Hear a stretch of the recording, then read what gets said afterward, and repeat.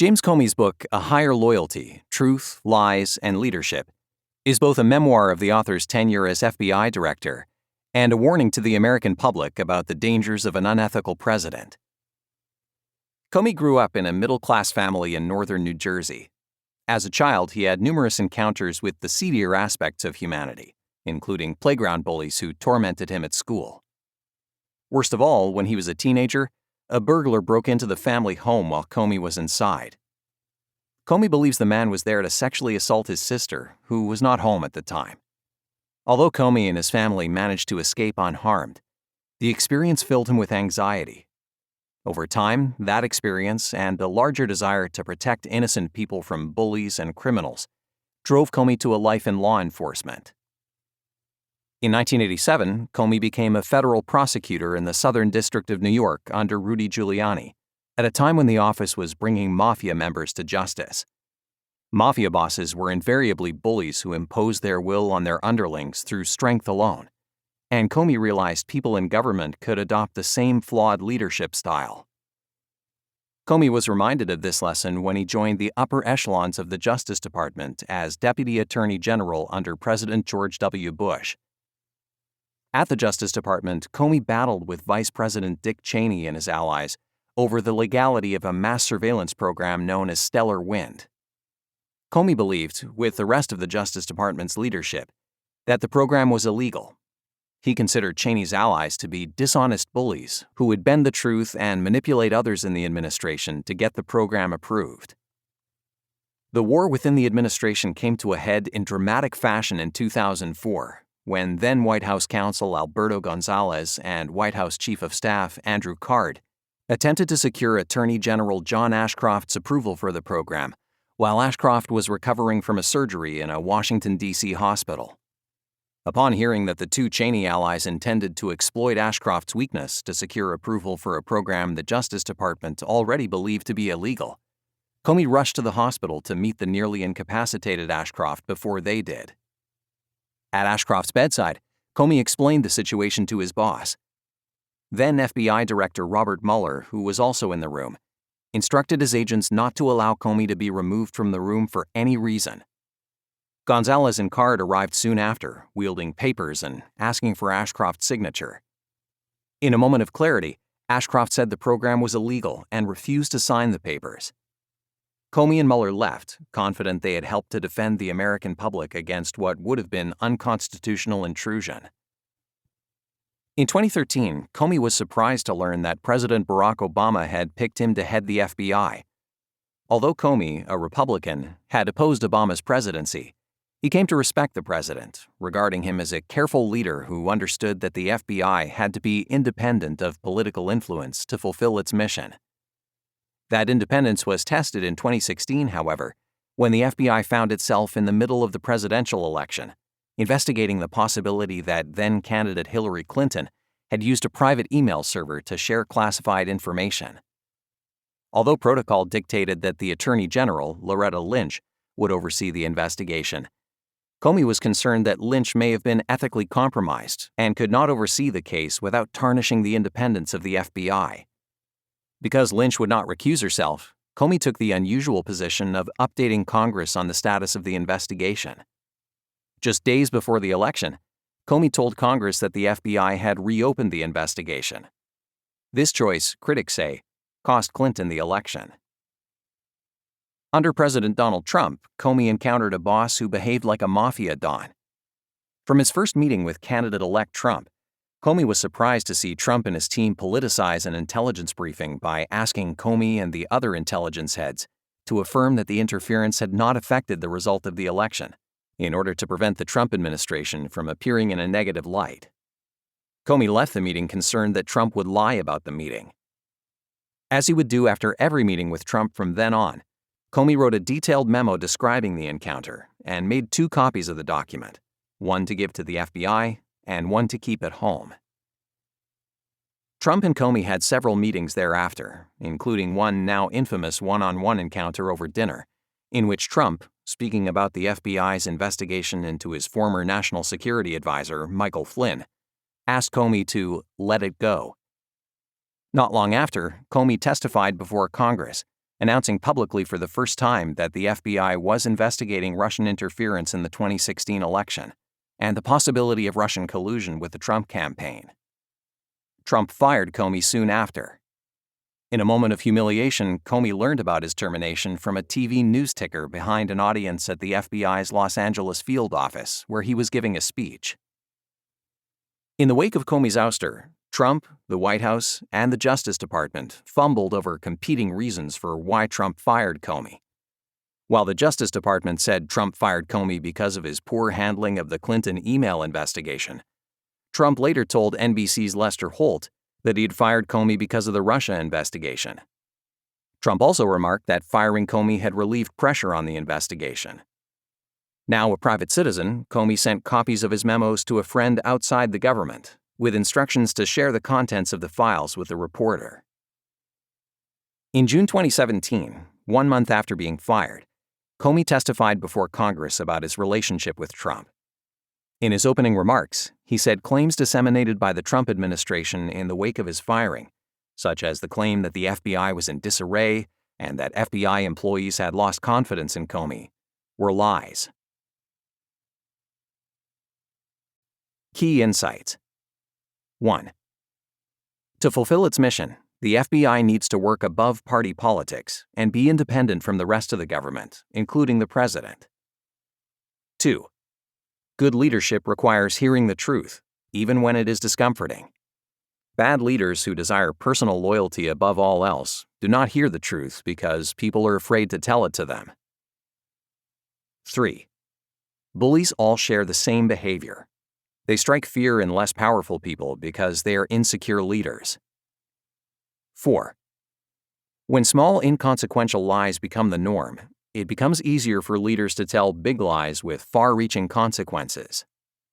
5. Humility is one of the most important qualities in a good leader. 6. Informing Congress that the FBI was reopening its investigation into Hillary Clinton's email server just weeks before the election in October 2016 was a bad move, but saying nothing at all would have been worse. 7. Donald Trump does not value the independence of the FBI. 8. Donald Trump is too self-obsessed and too hostile to different opinions to ever be a good leader. 9. At least prior to firing Comey, Donald Trump was obsessed with allegations concerning his sexual behavior. Analysis. Key Insight 1. To fulfill its mission, the FBI needs to work above party politics and be independent from the rest of the government, including the president. The FBI's duty is to find the truth and stand for the rule of law. That job requires independence, so it has to avoid involvement in politics at all times. Following the release of A Higher Loyalty and a subsequent media tour, some conservative scholars criticized Comey's assertion that an independent FBI is both necessary and desirable. In a tweet, Sean Davis, co-founder of conservative commentary site The Federalist, said the FBI is not independent and should not be, because an independent FBI would be dangerous. In a counterargument, conservative scholar Jack Goldsmith argued the FBI does exist independently of the rest of the government. But just because it is independent, Goldsmith argued, does not mean it is unaccountable. To begin with, the president can fire officials in the Justice Department who oversee the FBI, such as the Attorney General and Deputy Attorney General. And he can fire the FBI director, as Trump demonstrated with Comey's dismissal. The judicial system also provides a layer of accountability which prevents the FBI from simply kicking down doors or wiretapping suspects at will. To search a home or conduct intrusive surveillance as part of an intelligence investigation, the FBI has to clear the enormously high evidentiary standards set by the Foreign Intelligence Surveillance Court. Key Insight 2. Good leadership requires hearing the truth, even when it is discomforting. Bad leaders who desire personal loyalty above all else do not hear the truth because people are afraid to tell it to them. Despite mafia members' insistence that their lives are governed by strict codes of honor, the only rule in mafia life is to obey the boss unconditionally and without question. Mafia bosses are not the only ones who lead in this way. Rudy Giuliani and Donald Trump also demanded unconditional loyalty. As a result, their subordinates often concealed the whole truth when reporting to them for fear of upsetting them. In the mafia's ancestral homeland of South Italy, honor has served as a veneer of a rulebook for criminals who ruled through strength alone since the earliest days of the mob. According to historian John Dickey, in the 19th century, members of the early Neapolitan crime organization, known as the Camorra, held to an oral tradition of rules that dictated when and under which circumstances murder was permissible. However, whether one mobster could get away with killing another depended only partly on this code of honor. The more important factor was whether the killer could impose his will onto anyone who opposed him. In the Camorra, Dickey writes, even more than anywhere else, the rules were the tool of the rich and powerful. Honor was law for those who placed themselves above the law. Key Insight 3. Bullies all share the same behavior. They strike fear in less powerful people because they are insecure leaders. Bullies crave power over others, and they use that power to intimidate people who are weaker than they are. In this way, they can manipulate groups of people because most people would rather obey than stand up for themselves. One of the many reasons Donald Trump was unusual as a presidential candidate was that he had no prior government experience and came directly from the corporate world. Studies have found that personality traits like psychopathy and antisocial behavior, which are associated with bullies, are actually more common in the corporate world than in the general population. In one 2010 study, researchers administered a common psychological test to 203 corporate professionals who had been chosen by their employers to participate in management development training. On average, the study participants turned out to be slightly less likely to be psychotic than a large sample of general community members. However, the researchers also found that the corporate sample had a larger number of people with test scores indicating a larger potential for a psychopathic personality. Almost 6% of people in the corporate sample had a score suggesting potential or possible psychopathy, compared to just 1.2% in the community sample. Key Insight 4. When small, inconsequential lies become the norm, it becomes easier for leaders to tell big lies with far-reaching consequences. Good liars often rise to the top of their respective organizations and surround themselves with other liars equally willing to compromise their morals for access to the boss. As small lies become normal, people fail to distinguish them, and it becomes more natural to tell lies about matters with huge consequences. Writing at the dawn of the Cold War, George Orwell observed that a debased English language made it possible for a general atmosphere of dishonesty to pervade political discourse. In his 1946 essay, Politics in the English Language, Orwell wrote that politicians used overly verbose language to conceal an absence of thinking and to deter other people from thinking. As Orwell explained, if politicians ever tried to justify the worst atrocities of the previous decade, such as mass executions in Russia, dropping atomic bombs on Japanese civilians, and British colonial rule in India, the public would be repulsed. Instead, politicians speak vaguely and euphemistically. When the Soviet Union forced millions of people out of their homes with almost nothing, the government called it transfer of population. Terms like these invoke horrible phenomena without evoking a terrifying image that might repel the public. Key Insight 5. Humility is one of the most important qualities in a good leader. Good leadership requires making hard decisions while knowing that the decision might be wrong, or that any decision will have negative consequences. It also requires listening closely to other people. President Barack Obama was an exemplary leader because he was deeply humble and demonstrated that quality in a number of ways. He was an astute listener, he understood his limitations, and he could put people at ease by making fun of himself. At an event at the Bush Presidential Center in Dallas in July 2017, Bill Clinton and George W. Bush agreed that humility was an essential quality for a good leader.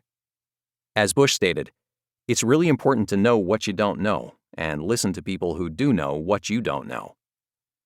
Although neither ex-president mentioned President Trump by name, Clinton said that all presidents needed to understand their responsibility was to the people, not to themselves. In a thinly veiled jab at Trump, he also cautioned that people who are real arrogant in office must realize that history may judge them harshly after they leave. Key Insight 6. Informing Congress that the FBI was reopening its investigation into Hillary Clinton's email server just weeks before the election in October 2016 was a bad move, but saying nothing at all would have been worse. There was evidence, including some that remains classified, which suggested Loretta Lynch was biased in her dealings with the Clinton email server investigation. But since Lynch had chosen not to recuse herself from the investigation, Comey believed he had to announce to Congress that the investigation was closed independently of her. When the FBI reopened the investigation shortly before the election, Comey once again believed he had to make that announcement himself, because doing otherwise would have implicated the FBI in concealing the truth from Congress. At the time, he believed Clinton was destined to become president, and the announcement would have little to no bearing on the election. Going around Lynch and making Clinton the subject of negative news coverage so soon before the election was bad. But the only alternative, saying nothing at all and therefore misleading Congress, would have been catastrophic for the FBI. Writing in Vanity Fair in March 2017, investigative reporter Bethany McLean says that Comey and Lynch had a cold relationship well before Clinton's email server became a serious issue for the Clinton campaign.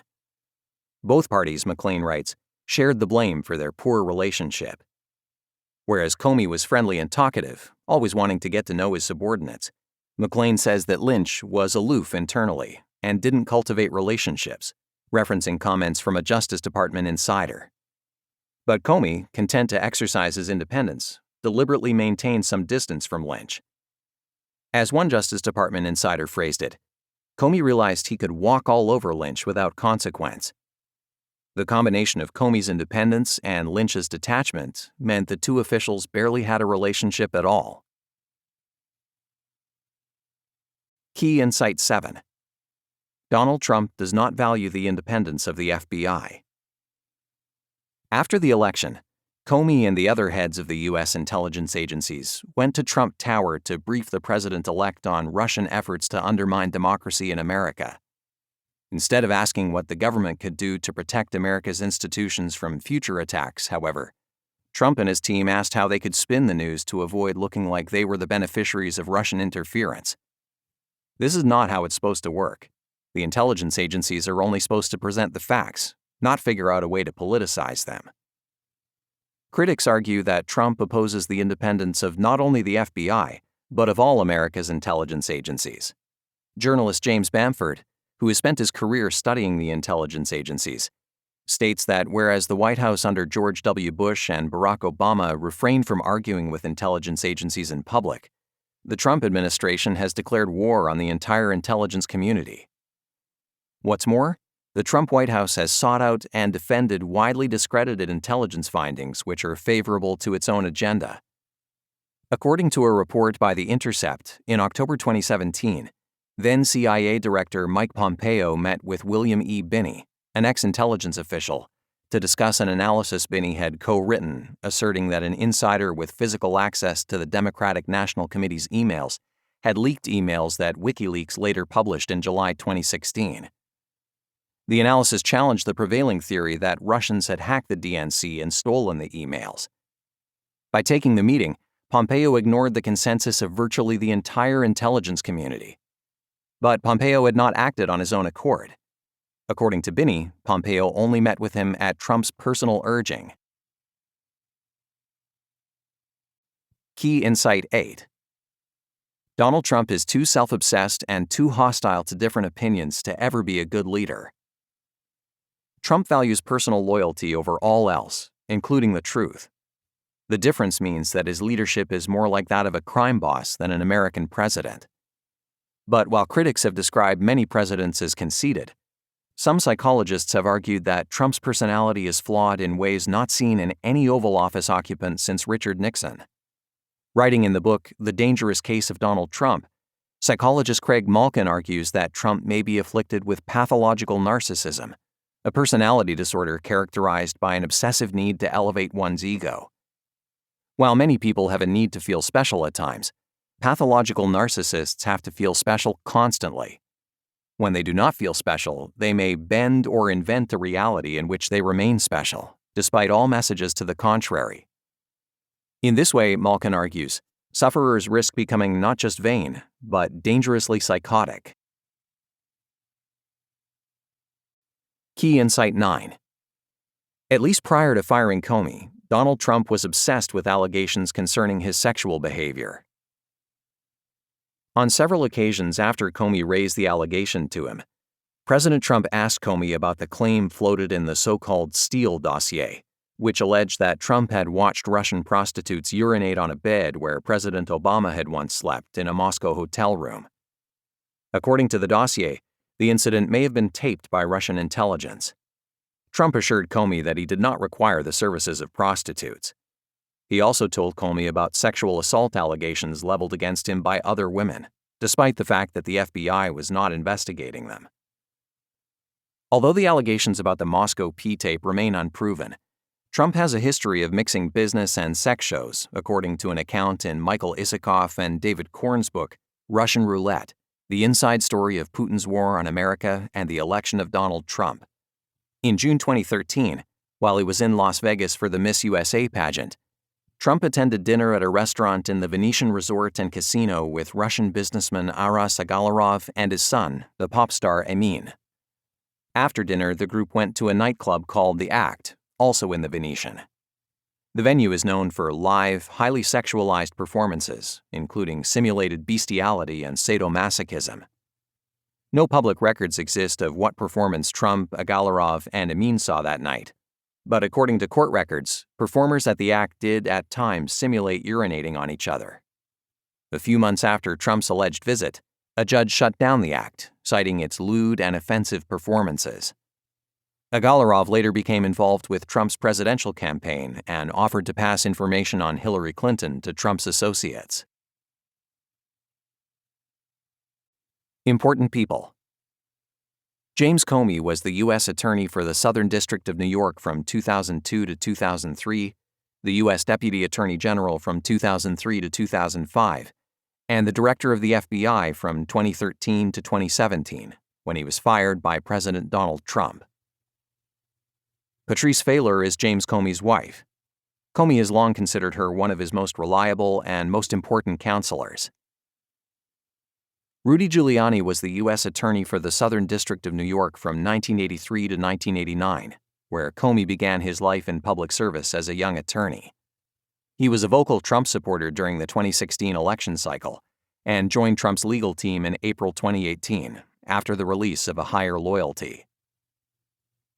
George W. Bush was the 43rd President of the United States. Following the September 11, 2001 attacks, he had to balance national security interests with Justice Department concerns that some efforts to fight terrorism, such as mass surveillance of U.S. citizens, had no legal basis. John Ashcroft was the U.S. Attorney General during President George W. Bush's first term. He sparred with other members of Bush's inner circle over the legal boundaries of the nation's intelligence and law enforcement agencies. Alberto Gonzales was the U.S. Attorney General during President George W. Bush's second term. He was a weak leader and struggled to maintain constitutional limits on the reach of intelligence agencies when under pressure from members of Bush's inner circle. Dick Cheney was President George W. Bush's vice president and is widely regarded as the most powerful vice president in U.S. history. Throughout the Bush presidency, he was known for advocating an expansion of U.S. surveillance capabilities. Robert Mueller was the director of the FBI before James Comey. After Trump fired Comey, the Justice Department appointed Mueller to head the investigation into Russian interference in the 2016 election. Barack Obama was the 44th President of the United States. As a constitutional law professor by training, he recognized that the Justice Department had to maintain independence from the White House to fulfill its mission. Hillary Clinton was the Democratic nominee for president during the 2016 election. The FBI's investigation of her use of a private email server for government business was a major problem for her campaign. Loretta Lynch was the U.S. Attorney General during Barack Obama's second term.